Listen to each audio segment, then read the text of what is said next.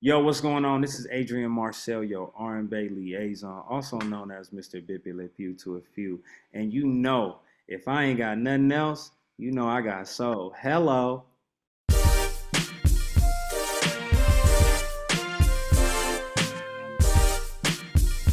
Man, what's new with you?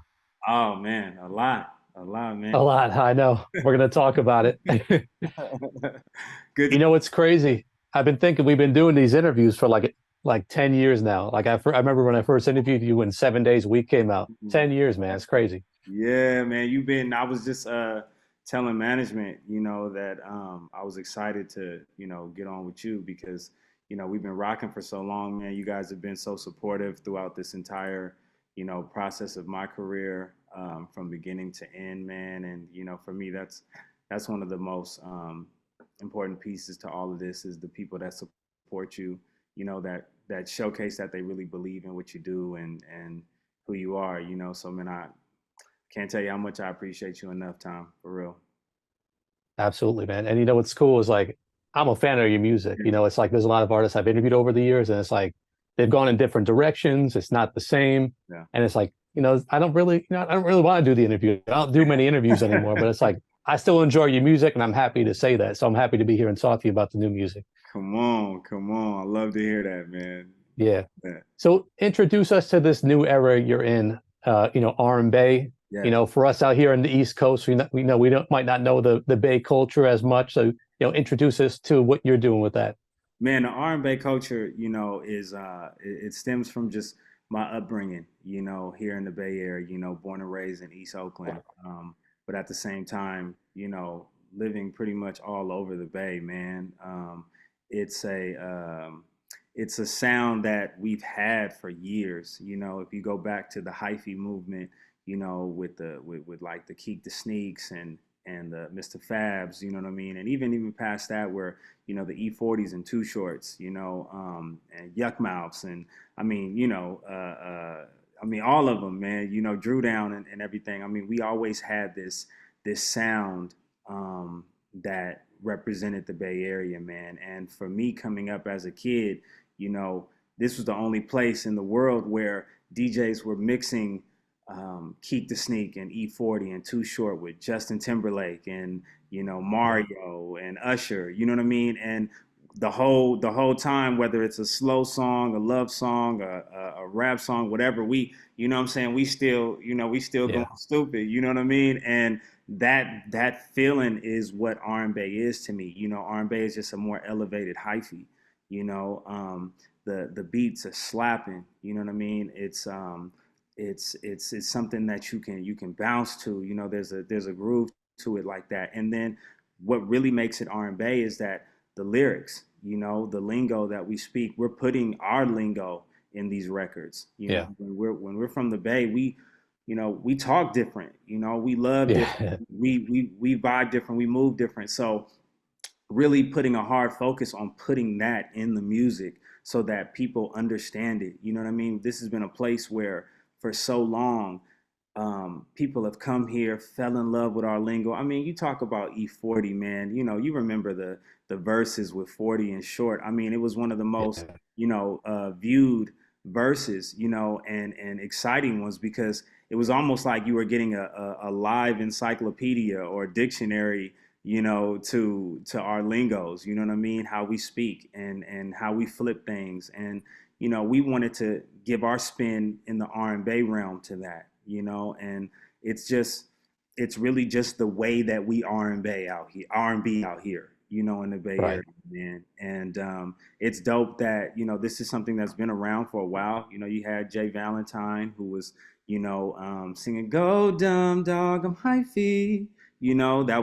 That was like the first person to really start like pushing a line on it.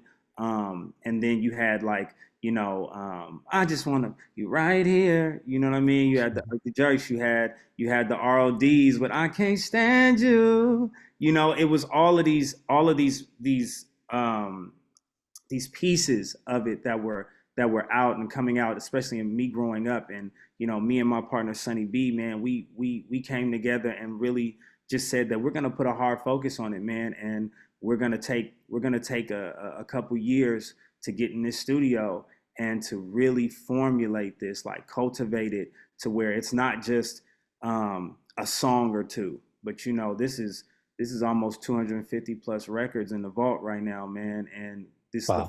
this is the first six that Yeah. we're releasing, man. So R&Bay season is really just the first installment to a bigger project.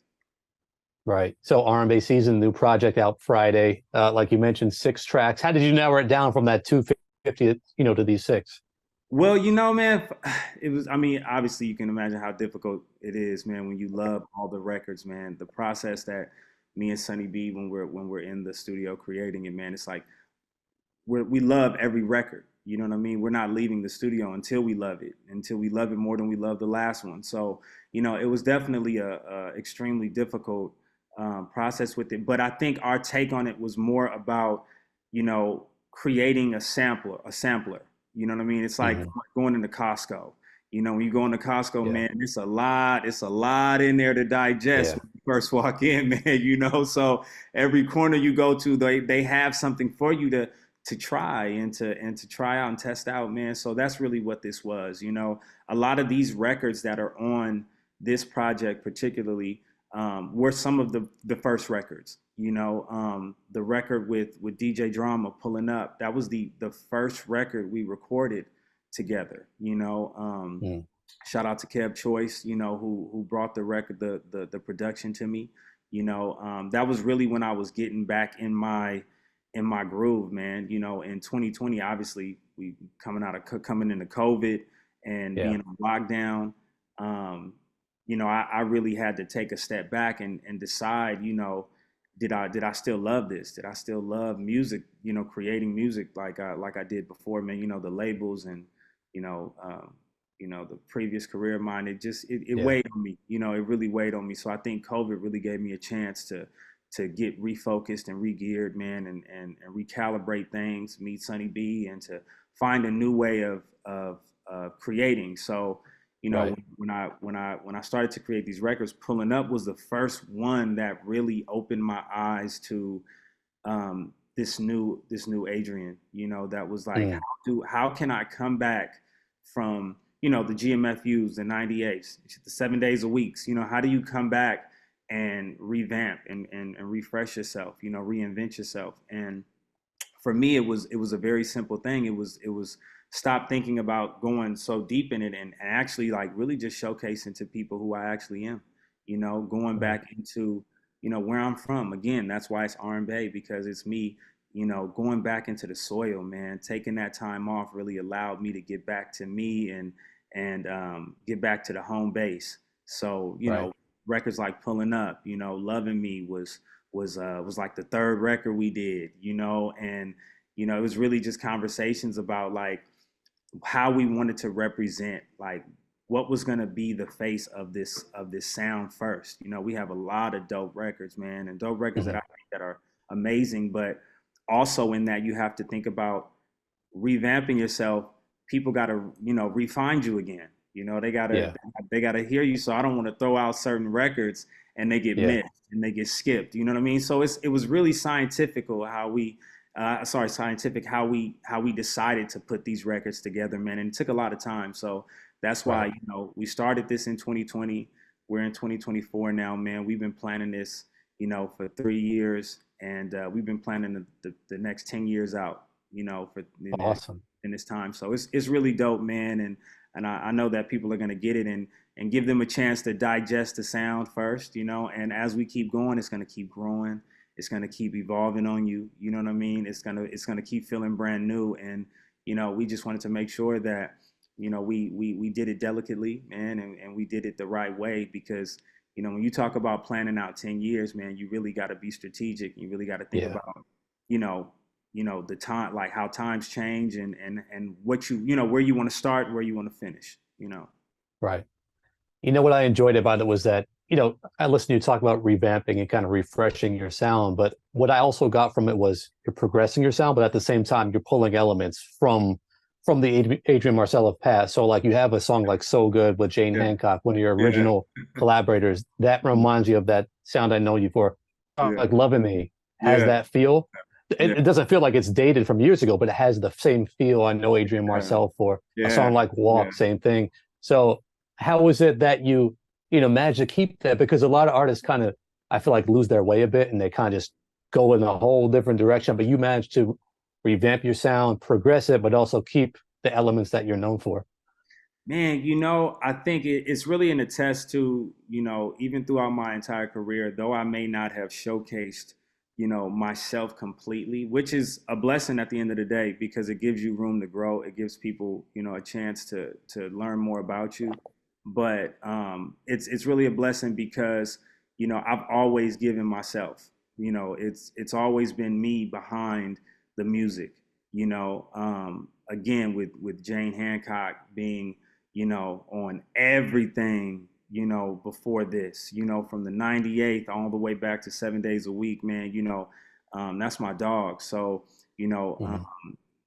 I was, I had the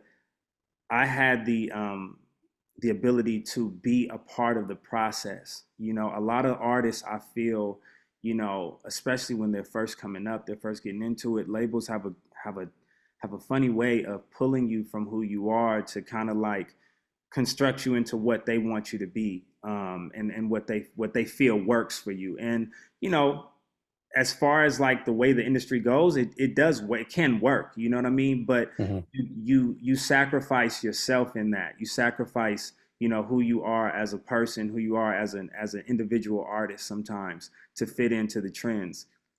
So I think it was always important to me, number one, man, that to showcase that it wasn't about me being on a label that made my music dope.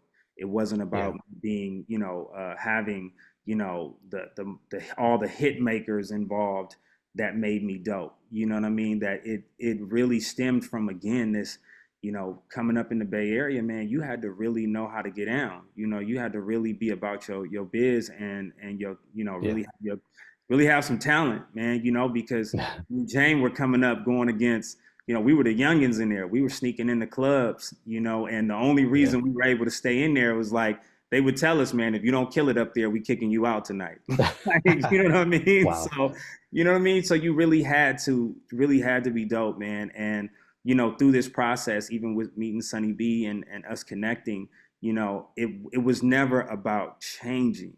It was about how do we actually go deeper into who I am rather than try to Mhm. find some sound that is going to be, futuristic or, you know what I mean? It's too early for that.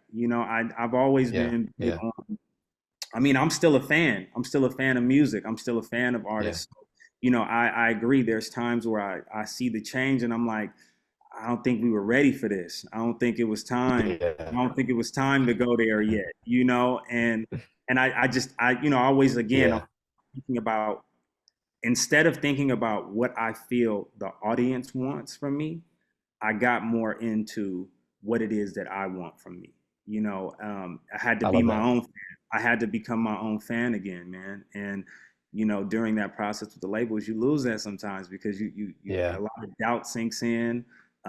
Everybody's knocking you for certain things. You want to get excited about, oh, I'm about to be on, I got soul. You want to be excited about that, and it's like, yeah, Yeah. but you're not on so and so. You're not on this yet. You're not. Yeah. Yeah.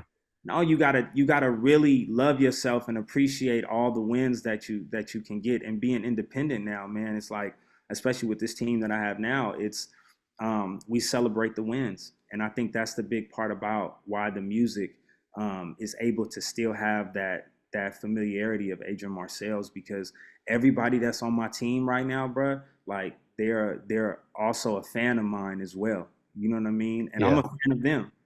But Right. they're a fan of mine, man. It starts with, I've been listening to you for this long, and I love this and I love that, and they're able to be real with me, and I think that's what allows me to continue making the music the way that I always have, and just getting smarter about it, man. Just getting more authentic with it. Yeah.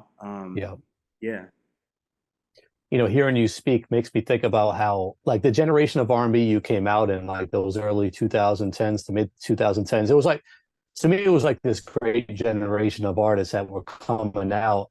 But in my opinion, it's like that generation never got a fair shot. I mean, that's just my opinion. Like you had Oh, all for these major sure, labels for putting out sure, R&B artists, for sure. Yeah, and then the landscape was just moving so quickly in different directions. And yeah. it's like it's almost like the labels just kind of scrapped everything and got a new batch, which I didn't think was fair. I mean, just looking back, you don't have to speak negatively about labels or the landscape. But how do you view the landscape and how it's evolved in your time in the industry? I mean, I totally agree with you, man. I've always said this that when I first got my deal, you remember it was this R&Bass. I think that was Yeah. like where everybody was going. You had 2 a.m., you had Post to Be, you had these Loyal, Chris Yeah. Brown, you had Paranoid, Ty Dolla Sign. Yeah. There was a very big trend that was going, Yeah. and I think at that time the labels had really hit a stride with that. And you know how they are, like when there's something that they know is a guaranteed thing, like they're gonna go for it. You know what I mean? Like you said, it's, Mm, it's no slight to the labels, man. It's like it's a business. You know what I mean? They're yeah. not looking at it as you know, we love this individual artist. It's like how can Hmm. I get a check off this? How can we keep these things going, keep this thing afloat? And I agree. I think there were so many artists, especially on my label, Republic at the time, Yeah. in the urban department, man, that they had some heavy hitters on there, man. There was a lot of people on the come up, and I was actually just talking with the team about that, man. The sound just changed out of Yeah. nowhere, man. It was like we hit this stride, and then the sound changed. Like Lord dropped Yeah. Royals, Yeah. OTA dropped somebody that I used to know. Yeah. I mean, and that just I was telling my manager, I was like, as soon as that dropped, I was like, oh shoot, it's over with. Yeah. Like it's Yeah. done, bruh, because you know what I mean? It was like we were in between this rap Cash Money heavy, Yeah. Drake heavy at that time, and then that sound, that kind of like pop Yeah. utilizing R&B and have more heavy. So it was just a switch, man. And the labels do what labels they do what they do, man. They went with it. They Yeah. jumped. And unfortunately, a lot of people either got shelved, um, or in my case, got dropped. And again, like I always looked at it like a blessing at that time that they did let me go. And they Hmm. didn't put a veil over my head or nothing like that, man. They respected that there was talent there was raw talent, and that the relationship was good, so that I could walk away, man, and continue to build off of my fan base. I think Right. what saved me was that, with 7 days a week, week after next, we were in the streets, man. We were Yeah. hopping in our cars, and we were giving it hand to hand to people, so especially in the Bay Area, it took off in the Bay first, because of Mm. the people like Dope Only out here, Rod Campbell, Shayla Bang, who was putting the CDs in their Bang, what was that, the Bang bags, and people were getting Okay. this CD and were like, "What is this?" Whoa! And I think that was the difference, is that, but it goes back to, again, the Bay Area being that get it out the mud, that beast mode, that hustle mode, man, that out the trunk. That's how 40 made his first Yeah. million, man, was out the trunk. That's how Short was making his millions, out the trunk. So it was a little bit of that kind of separated me enough to where when I left with a fan base.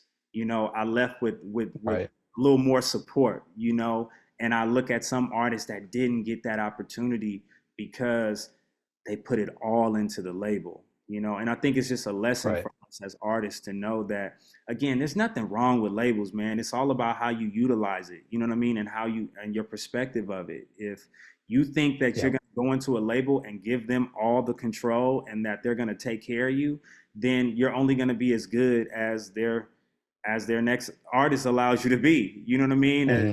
So But if you go in there with a mentality that, okay, this is a bank, whatever I take Yeah. out, this is a loan, I got to pay it back, and I got to make sure whatever I take out, I utilize it properly and intelligently, so that I flip this money rather than just spend it, you know, for the time being. You know what I mean? It's just like, understand that you got to still be your own label and hustle. So Right.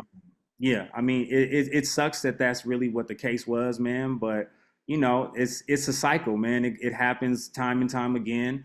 I know that it's probably happened at some point between, between the past couple years, man. Especially, I've seen artists that were coming out getting hot in 2020, 2019 and Oh 2020 yeah. hit and just screwed everything up, man. Yeah. So, again, you just always gotta have bet on yourself and just be smart about the moves you're making, whether you're going to be independent or on a major. Right. Let me ask you this, because I know, you're tapped into R&B fans and what they're into. Yeah, Your music to me, has always had vulnerability in it, has had, you've made love music. yeah, Obviously a lot of the mainstream R&B right now is not love music. We're just not getting that. And that, that's fine. But do you find that there's fans out there who still want love in the music, who still want the vulnerability? absolutely. I mean, my new record, "Loving Me," is an attest to that, man. Yeah. It's like it's already shot up to like my top three songs, you know. Wow. And yeah, and it's crazy, and it's for me, it's really sucks, man. Because I mean, me and Sunny B were having these conversations in 2021. When we started to really get down to creating this sound and creating this project. This series of projects, R&B season, because it was about. I don't want to talk about my watches. I don't want to talk about jewelry. Yeah. I don't want to talk about Yeah. cars. I don't want to talk about, because that's not relatable on a daily. You know what I mean? Everybody is Yeah. not balling out, man. Contrary to what Instagram is promoting, everybody everybody ain't balling in the section, man. Yeah. It's people in the middle of the floor. It's people Yeah. outside in the lines, man. Can't get in. So it was really about like, what is timeless? What's timeless? Love is timeless. Emotions are timeless. Relationships. For the rest of the time that this world spins, man, it's gonna be people in love. It's gonna be people breaking Mhm. up. It's gonna be people, making love. You know what I mean? That's that. These are the things that will always be around, and we wanted to make sure that we spoke about it, and especially in a way that represented us and how we are here, in the Bay Area. Again, we love a little different. So, there's always a way to talk about something that's been talked about for years in a new way, and I think that was the focus for us, man. But I 100,000% believe Right. everybody still wants that. You know what I mean? It's, Yeah. Yeah. I mean, obviously, if you're on a road trip, bruh, you moving, you don't get a chance to just pull off and go to Roof Chris. You know what I mean? You don't get a chance to Yeah. to pull off and go to Morton's or something like that, man. You got McDonald's, you got Carl's Jr., you got Jack in Yeah. the Box. You might have a Chick-fil-A. You know what I'm saying? And at those places, you have a number, regardless of whether you love them or not. You have a number there. You know what I mean? Give me the fish fillet. Forget it. Yeah. And like, so for the people who are listeners and audience out there, man, if this is what's being played in the club all the time, if this is what the radio is spinning all the time because the money is being put into it, I'm gonna listen. Eventually, it's gonna Right. catch me. Eventually, I'm gonna. This is what I'm gonna dance to. This is what I'm gonna Yeah. turn. But you know, for the people that are out there, they're still waiting. They're still waiting for it, bro. Like Yeah. I'm still hoping that what I mean. That the radio is gonna come on and it's gonna be something with some substance that hits them. Right. You know what I mean? Absolutely. And me as an artist, Sunny B as an artist and as a producer and a songwriter as well, we do not care about what's happening right now. You know what I mean? Our vision is about, again, 10 years from now, what's going to be happening. This is a cycle. Again, everything, history does nothing but repeat itself, man. There's always been times where people have lost the substance because of, the quantity that they're looking for, but eventually we get back to needing the quality. We want the substance, you know what I mean? And and for everyone that wakes up, they're gonna have us right there with this R&Bay sound, with this R&Bay season, and we're gonna have substance on it, man. We're gonna be talking about something, whether it's for the club, it's gonna be real. I want to talk Yeah. about real things, man. I want you to feel it. If I'm talking about a club, I'm talking about, leading up to the club. I'm talking Right. about, you know what I mean? I'm talking about what's happening before, what's happening after.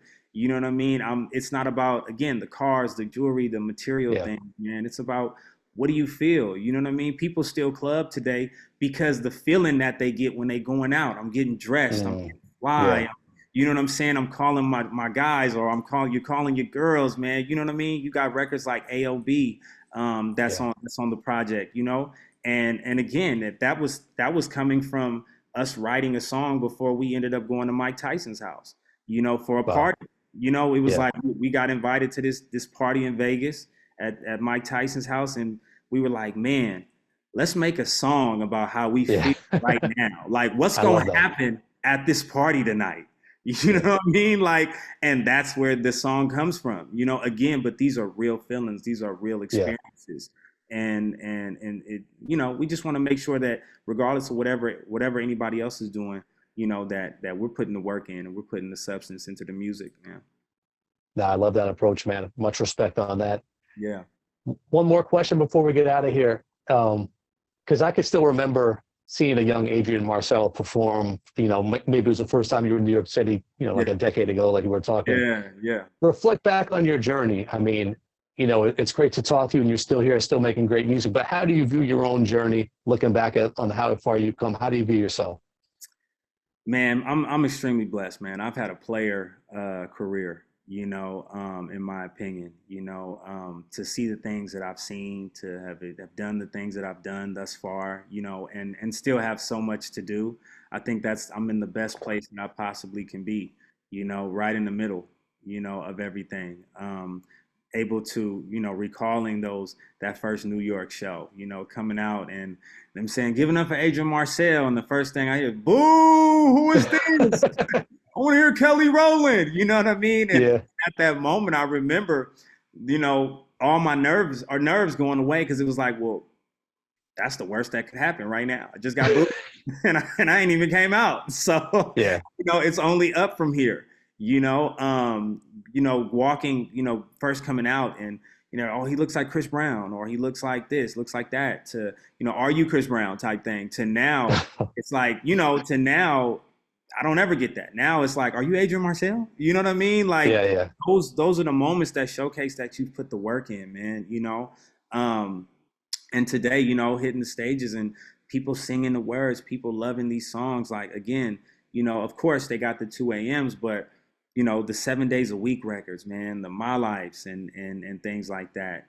Those records have been able to stand the test of time so far, for my fan base. And just, again, man, there's a lot of artists that have come out and you don't hear them anymore. You Yeah. don't get the chance to hear them anymore. And whether that's because of the teams, whether that's because of their own efforts, whether that's the label shelving, whatever that is, again, for me to be able to seep through the concrete, man, it's been ultimately a complete blessing for me, man, and again, that's what this whole vibe of R&Bay season is. It's my season. It's my season, and it's not about what anyone else is calling my season or not. It's not like oh, this is my year, man. This Yeah. gonna be it. You know what I mean? It's something more personal. It's something Right.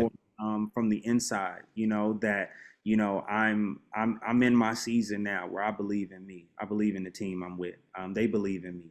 Everything that I believe in, the music, and it's been a long time coming.